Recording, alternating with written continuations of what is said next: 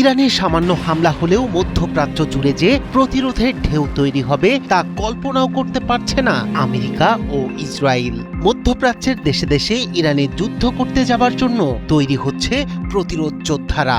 আধিপত্যবাদী আমেরিকাকে প্রতিরোধের সরাসরি ডাক এলো ইরাক থেকে। ইরাকের প্রতিরোধ আন্দোলন ইরানকে রক্ষায় যে কোনো যুদ্ধে অংশ নেয়ার কথা ঘোষণা করেছে। একই সাথে তারা বিশ্বজুড়ে প্রতিরোধ যোদ্ধাদের আমেরিকার বিরুদ্ধে এক হবার ডাক দিয়েছে। শত্রুদের সতর্ক করে গোষ্ঠীটি বলেছে, ইরানের বিরুদ্ধে যুদ্ধ মোটেও সহজ হবে না। শত্রুরা আকস্মিক মৃত্যুর স্বাদ গ্রহণ করবে এবং পশ্চিম এশিয়া থেকে তাদের অস্তিত্ব মুছে ফেলা হবে। ইরানকে মুসলিম উম্মার দুর্গ আখ্যা দিয়ে প্রয়োজনে আত্মঘাতী হামলার ইঙ্গিত দিয়েছে এই গোষ্ঠীটি। যদি চাও টেস্ট, স্বাদ টমেটো সসই বেস্ট।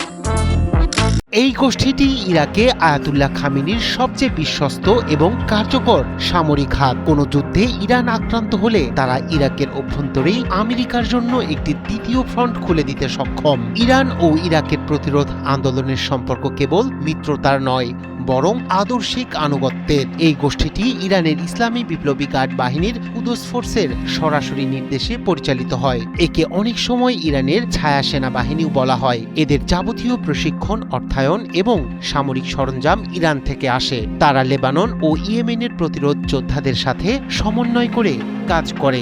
তাদের মূল লক্ষ্য মধ্যপ্রাচ্য থেকে মার্কিন প্রভাব দূর করা। ইতোমধ্যে মধ্যপ্রাচ্যে আমেরিকার ত্রাস ইরাকি যোদ্ধারা।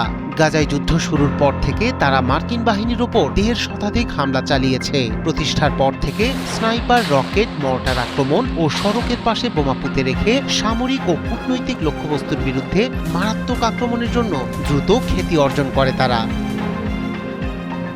তারা ইরাকের সবচেয়ে শক্তিশালী এবং সুসংগঠিত শিয়া মিলিশিয়া গোষ্ঠীগুলোর একটি। তাদের কাছে রয়েছে ইরানের সরবরাহ করা স্বল্প ও মাঝারি পাল্লার ব্যালিস্টিক মিসাইল এবং অত্যাধুনিক কামিকাজে ড্রোন। তারা আইইডি, স্নাইপার রাইফেল এবং ট্যাঙ্ক বিধ্বংসী মিসাইল ব্যবহারে অত্যন্ত দক্ষ। বর্তমানে তারা নিজস্ব প্রযুক্তিতে কিছু ড্রোন ও অস্ত্র তৈরির সক্ষমতাও অর্জন করেছে। ইরাক ও সিরিয়ায় অবস্থিত মার্কিন সামরিক ঘাঁটি এবং কনভয়গুলোতে রকেট, ড্রোন এবং মর্টার হামলা চালানো তাদের প্রধান কৌশল হতে পারে। তারা ইরাকের ভিতর দিয়ে মার্কিন বাহিনীর রসদ বা জ্বালানি সরবরাহের পথগুলো বন্ধ করে দিতে পারে। বড় ধরনের যুদ্ধের ক্ষেত্রে তারা ইরাকি ভূখণ্ড ব্যবহার করে অতর্কিত হামলা চালিয়ে মার্কিন সেনাদের ব্যতিব্যস্ত রাখতে পারে।